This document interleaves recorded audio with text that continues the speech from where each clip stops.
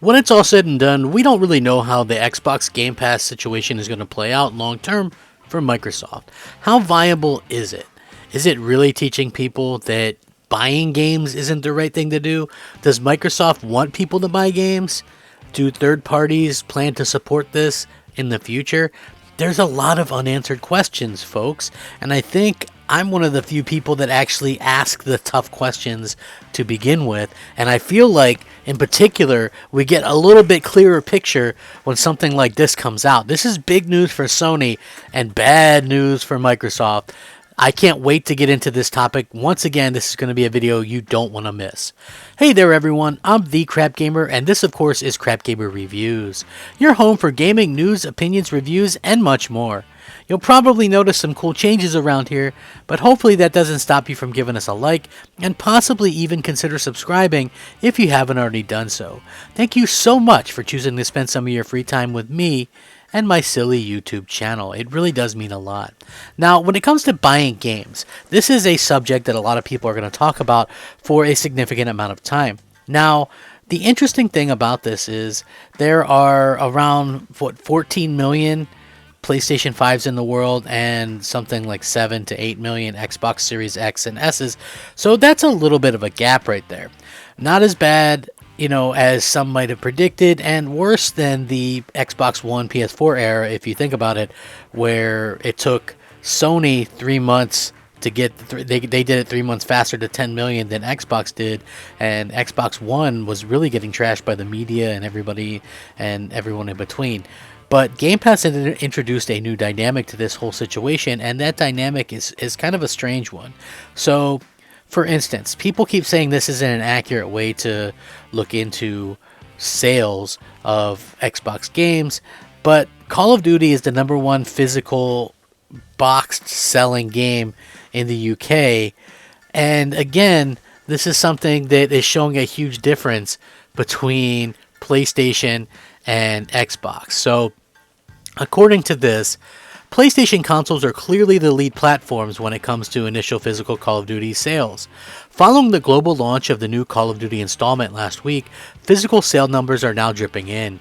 As reported by Game Industry Biz, Activision's new entry in the series ended FIFA's domination in the UK, and interestingly, 70% of the game's digital sales were on PlayStation platforms combined, with Sony's next-gen console being the lead platform when it comes to physical sales as well, solely outselling the Xbox Series X, S, and Xbox One versions of the game combined.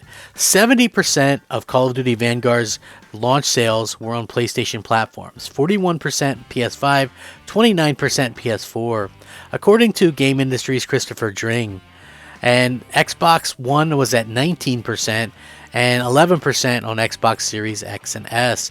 Of course, nowadays the Call of Duty franchise is sold a lot digitally, and the UK has been along primarily a PlayStation market, but still these initial actual physical figures shows how much more prevalent next gen is for PlayStation. Obviously, Vanguard is going to be a big selling game.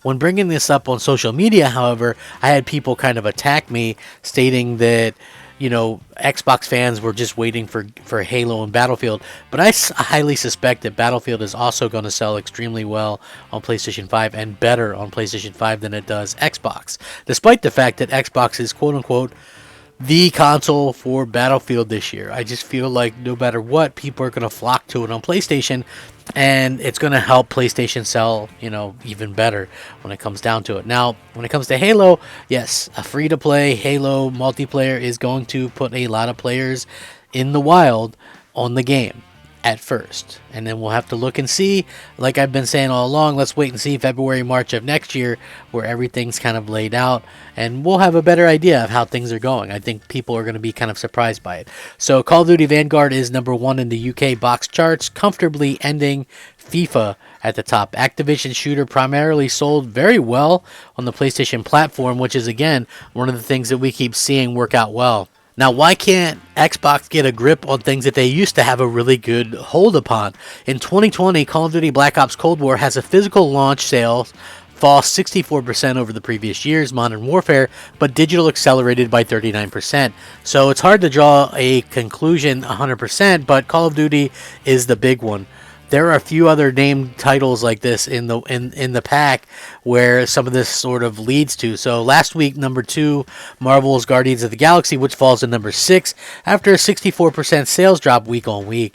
Mario Party Superstars, which also launched last week, holds number 3. Overall, it's a strong week for Switch, but also you can't discount the good week of PlayStation 5 due to PlayStation 5 stock levels, which means Marvel's Spider-Man Miles Morales jumps 12 places to number 5 after a 342% sales jump. Immortals Phoenix Rising returns to the charts at number 12 after a 652% sales rise. This was a result of some price discounting, but also a PlayStation 5 bundle at retailer Shop2. So basically it went like this: Call of Duty Vanguard, FIFA 22, Mario Party Superstars, Mario Kart 8 Deluxe, Spider-Man Miles Morales, Guardians of the Galaxy, Animal Crossing New Horizon, Minecraft Switch, Fortnite Minty Legends Pack, Far Cry 6. So basically, things are pretty status quo. PlayStation 5 continues to sell extremely well, and PlayStation will continue probably to be home of multi-platform third-party games. I mean, honestly, they're selling a load of them, and it makes a ton of sense for this to be the case.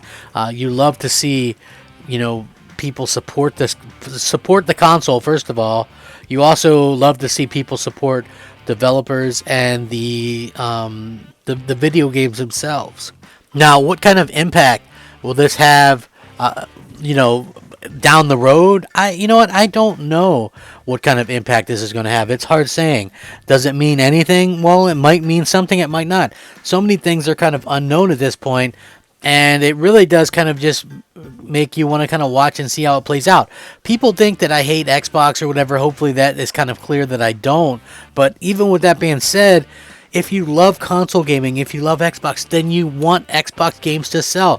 You want the platform to sell. Pretending that the sales of this stuff don't matter and the game sales don't matter is a huge disservice to everyone involved, because clearly all this stuff does matter. And you don't think third parties are paying attention to this stuff? I mean, it could be why we see games like Forspoken not have a problem being exclusive to PlayStation 5 for years, or Final Fantasy VII Remake. These could all play into it. Like, if PlayStation gamers buy games, and they do, versus Xbox gamers who doesn't look like they're buying a ton of games. Now, listen, I'm not saying nobody on Xbox buys games, but when you compare it to what's happening on PlayStation, I think that there is a drastic, dangerous situation going on there. And hopefully that could be fixed and rectified before too long, because I don't want to see a situation where people are skipping the Xbox, because that's not good for anybody. With that being said, I will link this, of course, in the description. You guys can check it out and let me know what you think. I really do appreciate each and every one of you. You are fantastic folks. Stay safe, happy, and healthy. Rack 'em up, fact 'em up, Crapgamer 'em up. Crapgamer out. Turns out, the same people as always, dropping the facts. It's not cross-gen.